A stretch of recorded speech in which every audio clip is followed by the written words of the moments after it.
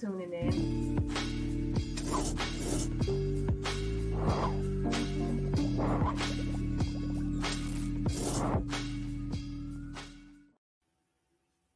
Hey, what's up, Hilo News family? This show is brought to you by Baptist Health Pineapple. Healthcare at your fingertips with the Pineapple. Head to HiloNewsMiami.com right now to learn more about their app and all the new features created to improve your healthcare experience with Baptist Health. Thank you for tuning in. Hey, what's up, Hilo News family? It's your girl, Janey Tate, founder, editor, and all the things that from Hilo News. And today, welcome to another episode of Can We Talk, where we talk to dope people in the community doing dope things. And today is no different. And I'm really excited about our conversation because we're going to be talking about something that a lot of people are into. We see all the financial literacy and all this other stuff, and home ownership has been at the center of it. And today we have an expert out of South Florida who has been in the game for a long time, has a lot of information, a lot of experience that he's going to break down all that you need to know. And I think you're going to really like this conversation. So without further ado, I want to welcome to Can We Talk, Danny Felton. Hey, what's up? Hey, how are you? How you doing? I'm good. Thank you for joining me today on Can We Talk, our podcast where we talk to people doing cool things in the community. And so I've heard that you're the person that I need to talk to when it comes to real estate. They were like, you need to talk to Danny. So why are the people saying that? Well, that's a good thing for people to be saying, right? So being in this industry, man, I look at it as I'm in the real estate business, and so when I say that, meaning I like to take a person from the application all the way to the closing. So when we talk about educating individuals about the steps of home ownership, because a lot of times people feel that there's barriers, I don't have enough money, or, I haven't, my credit is not where it needs to be. So one of the things that I think is most important in this whole process is really understanding the steps to home ownership. So the first part that I love the most is just being able to educate buyers about becoming a homeowner and making them feel that home ownership is achievable for everyone. So that's what I love, So when I tell people it's amazing to be able to do a job, or should I say to do something that you love to do and get paid for it. I love that. So I see why the people are saying I need to speak with you. And I'm gonna back it up a little bit just so people, if they don't know you personally or they haven't encountered you, I want them to know a little bit about your story. Tell me how you got started in the real estate business. Well, I got started in this business when I purchased my first home. Really? Having a background in real estate, having a background in construction. I was in the Army. I was a carpentry and masonry specialist. And so I had a lot of friends that used to purchase properties. And I was the guy that used to go and fix those houses up. I'll be the guy to hang the doors, put the baseboard in, put the air conditions in. And so as I watched these individuals purchase properties and renovate them and collect rents, I was like, wow, that's amazing. Well, at 23 years of age, I had the opportunity of purchasing my first home. And it was a fixer-upper. It was a house that needed a lot of work. I picked it up for $46,000. And, I was like, wow, this is something. It was amazing for me because, what's interesting is I had an opportunity to watch my father purchase a home. And I saw that how it created wealth for my family, where he was able to do different things and leverage that property. So my first opportunity to purchase a home, I wasn't looking at it. I realized I wasn't buying my dream home, but I was buying something that, that could create wealth, and it can grow over time, and you get a chance to use it as far as having shelter for yourself. So I had an opportunity to purchase my home, and I just thought it was so interesting. The young lady that helped me with the process, how we would meet, and it was just really a lax environment. We would meet at the coffee shop and sign documents and sign a contract. And she was like, "Oh, go see your lender and they'll walk you through the process." And so when the whole process was over and I purchased this home, I asked her, I said, "What is it that you do?" Because I really didn't understand it. What is it you do? And she broke it down. And that young lady shared with me, the real estate agent role, and so not a lot of times when we think about real estate, we think about the real estate agent, not knowing that there are several different disciplines that go into one transaction, from the real estate agent, the title company, the inspector, the insurance company, the lender, And so when you think about all of those are all careers within one transaction. So this young lady taught me about real estate, and she's like, oh, you should get your real estate license. Then I started inquiring, and I ran into another gentleman who told me, hey, Danny, you should get your mortgage license. I think you'll do better with mortgage. So I didn't get my real estate license. I got my mortgage license, right? Got into the industry as a mortgage lender. And what's interesting is I was in a unique position because we represent less than, when I say we, I'm talking about African Americans, represent less than 2% of the industry across the country. Wow. So it was unique in that, you know what, I had an opportunity to make an impact in people's lives that have heard no, or not now, or, you don't make enough. So I said, you know what, how I wanted to get in this business and become a master at my craft. So I took the licensing, I did the studying, I got engaged as far as different trainings, and I would travel and learn everything I wanted, because that's why I characterize my company, the mortgage expert, right? Because I realized that, you know what, I needed to know I didn't just want to know what I heard or what somebody told me or, what I experienced. I really wanted to understand the business all the way around.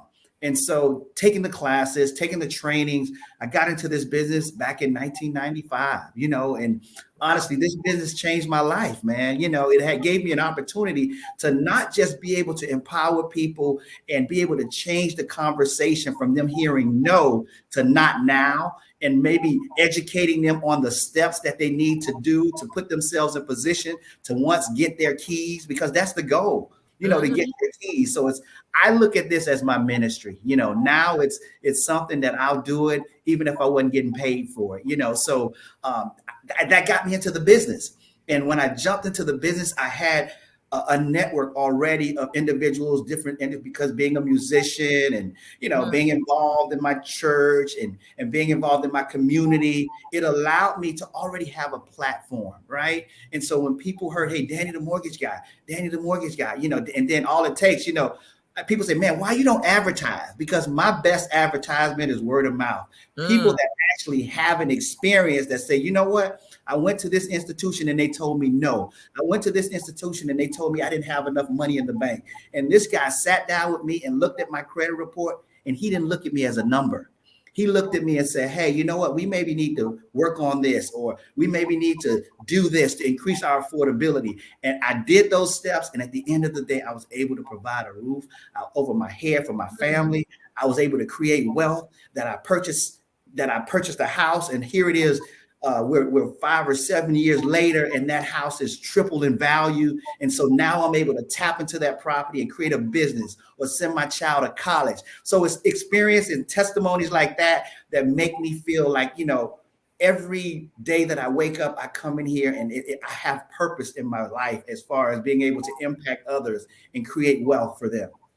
I love that. Your story is amazing. One, I want to say, thank you for your service. You mentioned you were in the military. And then also, two, you must have started when you were 2 years old in 1995. Exactly. Like, I'm like, how old is this man? He looks amazing. Like, what's going on? Black don't crack. So I'm like, that's right. Wow. That's it. Look, I was doing some research, and I see that it's a full service enterprise at this point. Tell me about the business, the name of it, and the services that you have with your company now. So, when I first got in the industry, I got into the mortgage business, as I stated earlier. But as I would do transactions, I would realize that there was so many other people that were involved in the transaction. So my goal was to learn about all of the different disciplines. So as a result, I went ahead and I got my real estate license. So I've been a licensed realtor for over 2 decades. And then I said, hey, you know what? I wanted to educate people. So I went ahead and I did all of the certifications to become a HUD certified counselor, to be able to educate individuals and also empower them to gain access to capital, to understand how to improve their affordability, and educate them on, not buying what they qualify for, but buying what they can afford. Because there's a huge difference. A lot of times we hear, hey, we qualify for $600,000 or $700,000 or $800,000, which sounds amazing because it seems like I can go and find any house that I want. But the truth of the matter, we knew going into the door what was the maximum mortgage payment that we were comfortable paying. So when you do it sort of in reverse engineering to say, hey, I don't want to go over this amount, it puts you in a position to say, these are the homes that I need to be looking at. So this whole process of home ownership doesn't become an emotional roller coaster. So I just, getting into the business, it allowed me to learn the different steps that it took to go, to get to home ownership. And so as a result of that, I created different entities. And so creating those entities, I said I wanted to be able to educate. So I'll create the Experts Resource Community Center. I wanted to be able to do real estate. So we'll create a real estate arm. We wanted to create a title arm, which is the closing agent. And I wanted to do the mortgage industries. But, as we started doing that, the industry changed. Regulations came in and it was discovered that, hey, you know what, Danny, you can't own them all, right? So I said, you know what, why don't I lift as I climb? Why don't I empower others, introduce them to this industry and sort of provide a platform for them to be able to be entrepreneurs? Because for me, I'm a first generationer, a first generation entrepreneur, first generation of college. And so, when I went and told my parents that I was going to leave my job and go and start a business, that wasn't the conversation at my dinner table. They were like, you sure, baby? Ain't nothing like a set income. You know how much you're going to make. Mm-hmm. What it allowed me to do was look at it the other way, that there was no limit on how much I could make. As long as I was consistent, as long as I did good business, as long as I did business with integrity and I good service. And so that has been sort of the wind beneath my wings to keep my business to soar regardless of the economic impacts, regardless of the economic changes. I've seen the 2008 crisis. I've seen the pandemic. I've seen it all, but thank God that I'm still here and I'm still able to have the employees that I've had. I have employees that's been with me for over 20 years. Wow. Not many people can say that, that I've seen their children grow up and go to college. And now, to be able to provide that type of opportunity for me is priceless, That's awesome. Wow, I love your story. And so would you say that your company is more so like a full service real estate business where you work with different partners to help a home buyer from the beginning to the end, like every step of that process? If they start that work with you, you're going to be able to connect them to everybody that they need. Correct. So I'm what's called the plug. I provide leverage, understanding, and guidance. I'm considered a plug. I mean, I was talking to some millennials and they were telling me, oh man, you the plug. And I had to look that up because I didn't know what the plug was, right? And I looked it up, I was like, no, I'm not the plug. I'm going to change the acronym on this plug thing, right? I provide leverage, understanding, and guidance. So I am the real estate plug. I have partners that I work with. I have individuals that are organizations that I'm a part of, that have industry professionals that will make sure that the borrower gets what they need, make sure that borrower, understands the process, and at the end of the day are put in a position that they can actually provide a roof over their head for their family. I like that. Okay, real estate plug. All right. Real estate plug. That's me. Look, speaking of plug, you had a very interesting article that I read, and I wanted to get your insight, and let's have a conversation about it, especially our platform. We cater to and focus on Black and Brown millennials here in South Florida. And I wanted to, have this conversation here on my platform about millennials, especially Black millennials and home ownership. And you wrote something interesting that you said that I'm a millennial. We're not buying homes at the rate that, our parents and grandparents did.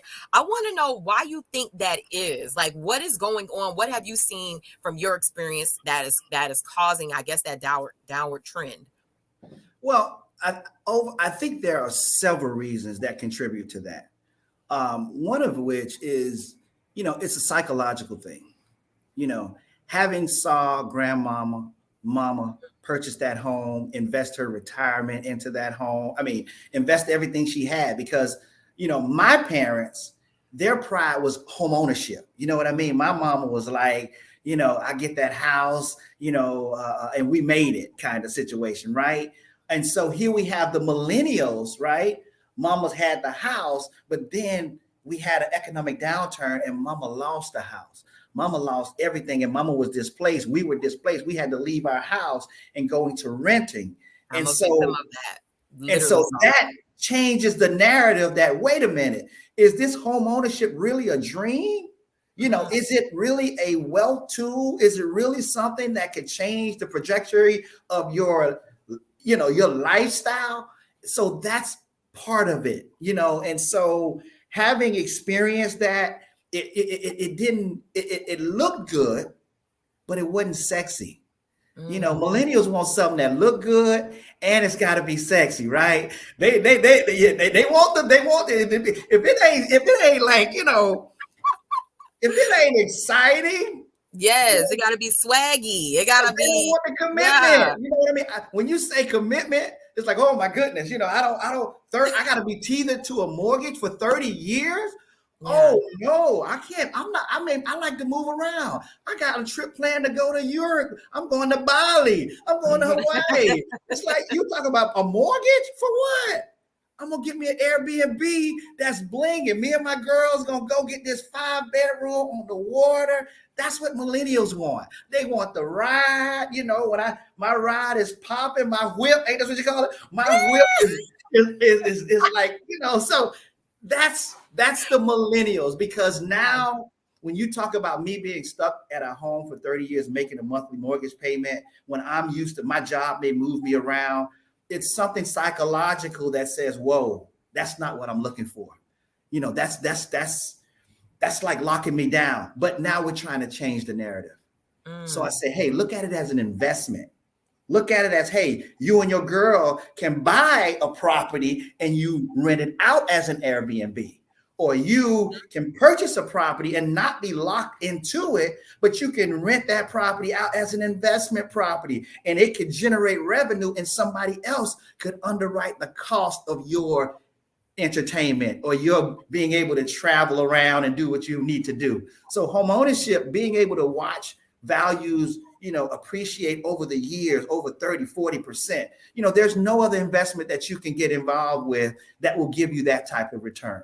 And so it's just a matter now of changing the narrative for our millennials and also making it something that, you know, it doesn't lock them in, but it creates opportunity and it allows them to keep their freedom. You know what? I like that you mentioned freedom, because one thing I want to know your feedback on is about, you know, the gig economy. And that's also something that I think may be contributing to that downward trend, where a lot of millennials don't want to have that traditional job. Like you said, they want that flexibility to travel, to live remotely, to be in different places. How much is that contributing to the downward trend of millennial and home ownership? Because when it comes to getting a house, you got to have those paycheck stubs in order. You got to have that consistent payment. And even if they may want to buy a house, they know that them having kind of like a piecemeal job or having, you know, maybe inconsistent job history may be a hindrance to them getting a home. Is it possible to own a home if you work in the gig economy? There is, yes, it is. I mean, there are, you know, what's funny, millennials make a lot of money. You know what I mean? Millennials. I think there was a study that showed that the millennials, the population, the millennials right now, there are tons of millennials that make 6-figure incomes, right? Which means that they should be in a position to purchase a home, right? Because if I have revenues coming in and I'm reporting those revenues, because that's what these statistics are based upon, why isn't it that I should invest in something that's going to give me a return on my investment while I'm making the money? So to answer your question, you know, there are products and programs out there that will help, or should I say, that will allow millennials to become homeowners, you know, even if the income is inconsistent per se, you know, but because you're able to show income for a 2-year period and maybe a year-to-date P&L, you know, that then allows you, when you talk about self-employed specifically, as long as you can document it, there are programs out there to be able to help you to purchase a home. So that's not a barrier anymore. You know, once upon a time, we looked at, hey, tax returns, W-2s, and all of those things, which lenders still are particular in terms of making good credit risk loans. But if you have the income to support it, you can buy whatever you can buy whatever you choose, as long as you show that you have the debt you have the income to support the debt.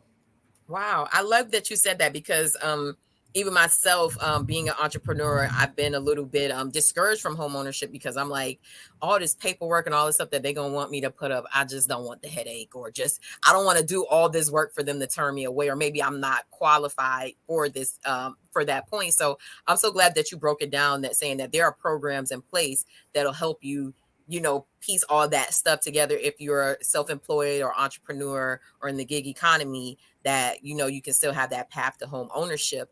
I want to know, Danny, some solutions. I don't know if you want to speak on that point, but also too, like, I want to know some solutions to increasing millennial home ownership, especially for Black millennials. Well, going back to and I just want to make sure I'm clear on this now, as far as being able to acquire properties and secure mortgages, I must say, if you're making money, you also got to save money too now. You know what I mean? Because that's the other side of it. You can't spend with everything you make. I always say, if your outgo exceeds your income, then your upkeep will be your downfall, right? And so if millennials, you making all this loot, but you're not putting any in the bank, and now you want 100% down, 100% program, give me the down payment money. I want all. Well, no, that doesn't align. So when we talk about businesses, profitable businesses, when we're talking about having gigs that we're able to,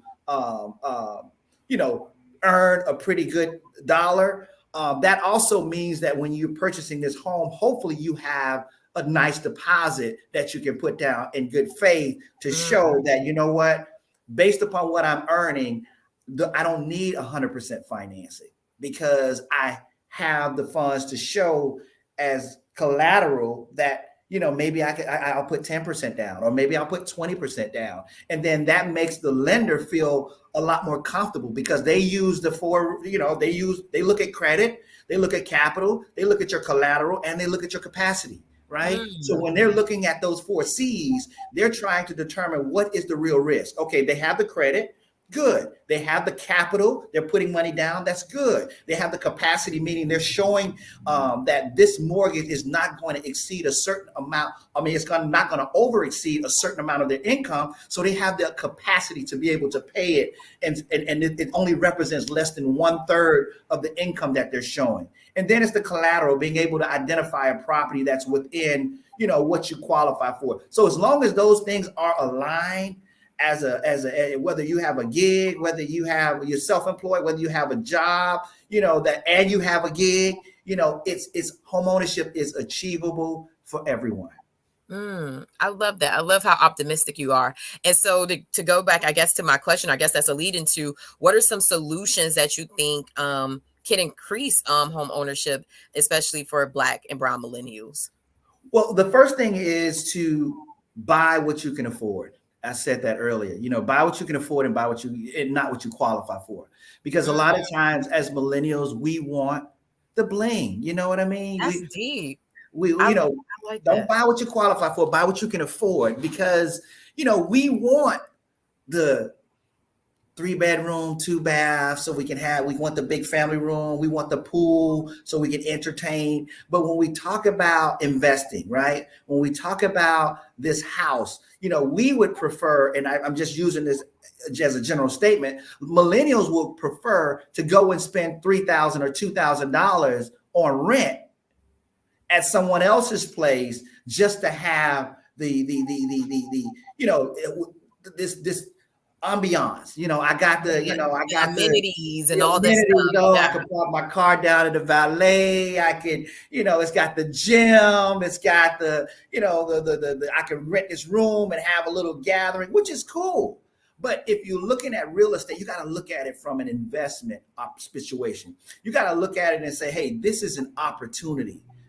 It's not something that I'm locking myself in or committing to. It's something that's going to create an opportunity for me to continue to dream, to continue to generate revenues, even when I have this property, or when I have an unstable income that sometimes I'm making, good monies now. And then maybe I have those seasons, we all have seasons, right? Where it's maybe, You got a dry patch. But guess what? Having that property, maybe as a rental property, having that property as an Airbnb, having that property as an investment to continue to generate revenues in a strong economy like we're dealing with now when we talk about rents, that's another way of looking at real estate versus you looking at it to say, hey, I don't need to buy a house right now because I don't know, I may be getting a job in New York somewhere, So if you purchased a home now and you move to New York, guess what? You can rent that property out.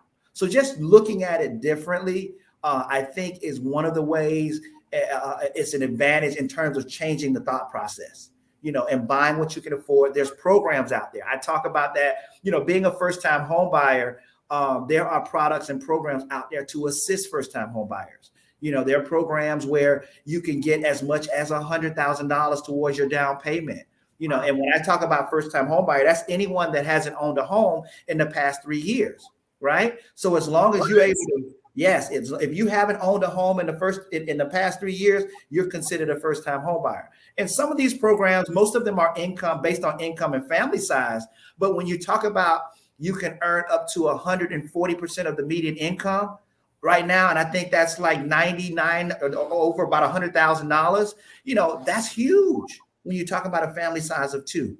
A mother and a daughter that's looking to purchase a home, she can earn up to $104,000. Where else can you do that and get down payment assistance? And so that's going to help you to be able to purchase this home and maybe not have to use all of your monies. You can use OPM, what I call it, other people money, right? You know what OPP is, right? But then I talk about OPM, right? So you can use OPM, other people's money. And the beauty of it is you can stack these programs. Although you have countywide programs, you also have entitlement cities which have programs. And I'll just use an example here. My office is in Miami Gardens, right? Mm-hmm. So you could actually use a Miami-Dade County program, right? And you can also use a Miami Gardens program on the same loan. You can stack down payment. Right. So you can literally get $35,000 from Miami-Dade County, get another $20,000 from Miami Gardens, and then turn around and Miami-Dade Economic Advocacy Trust, which is another organization that provides housing assistance. They have up to $12,000. So you can stack those programs. So when you hear, hey, I want to buy this house and it's $350,000 and they told me I'm going to need $30,000. Well, I don't have $30,000. Well, guess what? That's where OPM kicks in. Wow. Other people money, baby. Other people money. You're able to stack that. But now, of course, you have to have a minimum investment of your own funds. But there are other resources available that you can tap into, which makes the purchase of the home not so overwhelming. Wow, I had no idea I knew about these programs, but I had no idea you could stack these programs. I'm like, you're dropping some gems here today. So thank you for informing the audience. Before I let you go, I want to know your opinion or your insight on this. I've been seeing this conversation on Twitter. And so there was this girl talking about like luxury apartment living and not wanting to own a home. It was just some girl that I was following on Twitter, and this thread had all this, engagement. And I wanted to know your thoughts on, is home ownership for everybody? Do you think everybody needs to own a home? Or is it really just a choice or like what you want out of your lifestyle? Or do you think especially as Black people, to build wealth, this is an easy step to that? What are your thoughts on that whole conversation, renting versus home ownership, and who should do it, or should we all, be doing it or not? Well, to me, it's simple. Either you're going to pay your mortgage or you're going to pay somebody else's mortgage. You be the choice. You make the decision. Either you're going to get a mortgage and pay interest, maybe 7% right now has gone up, or you're going to actually pay 100% interest into somebody else's mortgage because you get no credit for it. So I always say, and you're a business person, the rule that we learn in business is what? Pay yourself first, right? So what better way of paying yourself than to investing in your future by purchasing a home? It's the best investment you can make. It may take discipline. It may take some sacrifice. It may take sort of not having the lifestyle right up front. But guess what? In the end, I guarantee you, it will change your life just like it did mine. Mm. Now, what do you think about it being a step to building wealth, especially like you said, you mentioned the downturn of 2008 and people lost their homes and it was all this craziness and people being in debt and going to bankruptcy. You know, some people, like you said, are afraid or feel doesn't see home ownership that way. Do you still feel like home ownership is a step to building wealth? No doubt, it definitely is. The 2008 housing crisis. There were several contributing factors to that, which we're not dealing with right now. So when we hear, oh, it's going to be a bubble, oh, it's going to be another. Well, it's a totally different time wherein there were a lot of exotic loans. There were no income verification, stated income loans, where people honestly were not making the monies, and they went after these attractive loans because they were easy to get. So people were cashing out, buying, 3 and 4 houses and pulling monies out of their home to do, things, just thinking that the money was going to keep coming, right? Where in today's market, we're dealing with real money. Lenders are, they're doing all of the due diligence to make sure and double check that borrowers are able to ready, willing, and able to buy. So it's a little different type of financing that we're dealing with right now. Is very conservative. It's very lenders are verifying everything, so it's not that laxical situation where we're going to have a lot of just bad paper loans. There has to have been some form of death, disaster, or unforeseen circumstance that really caused you to fall behind on your mortgage right now. So with that being said, I think eventually the market is going to stable off. They've increased their interest rates to kind of slow things down a bit. But at the end of the day, I don't see us seeing a lot of foreclosures as a result of the interest rate hike. But it's also just slowing things down. But when I got into business, I was doing loans at 9 and 8.5% back then anyway, and people were purchasing homes. So, what better time is it when we talk about, the market is still strong. There's over 1,000 people a day moving to South Florida. So wow. Guess what? They're going to have a place to stay. And I don't know if you've driven around, they're building condos and apartments. Yeah. And before they can finish them, guess what? They're full. Where are these people coming from? So if you have an opportunity to purchase a piece of property for yourself or as an investment, I encourage you, do not wait to buy real estate. Buy real estate and wait. Man, Danny, I mean, I hate to even end this conversation. Any closing thoughts, any encouragement, or any closing information that you feel like the audience should know before I let you go? Because this has been great. I'm like, I can feel like I could talk to you for hours, but I can't take all your busy time like that. But any closing thoughts that you want to leave the audience with about, what we're talking about with real estate? I actually serve as the second vice president of the National Association of Real Estate Brokers, right? And we advocate for housing for real estate professionals of color. So making sure that there's democracy in housing, meaning you have the right to purchase whatever home that you choose to.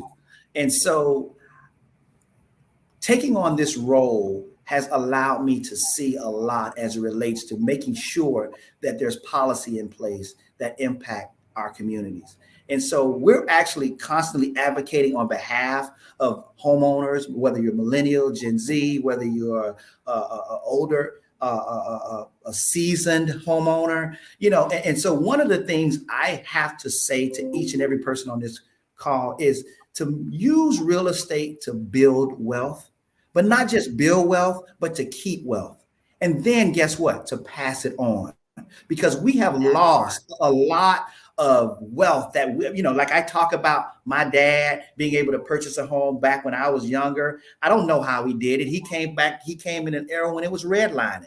I used to say to my dad, how do you purchase a home with the 6th grade education and really, you really wasn't a good reader, but you know what? He found a way and purchased that home.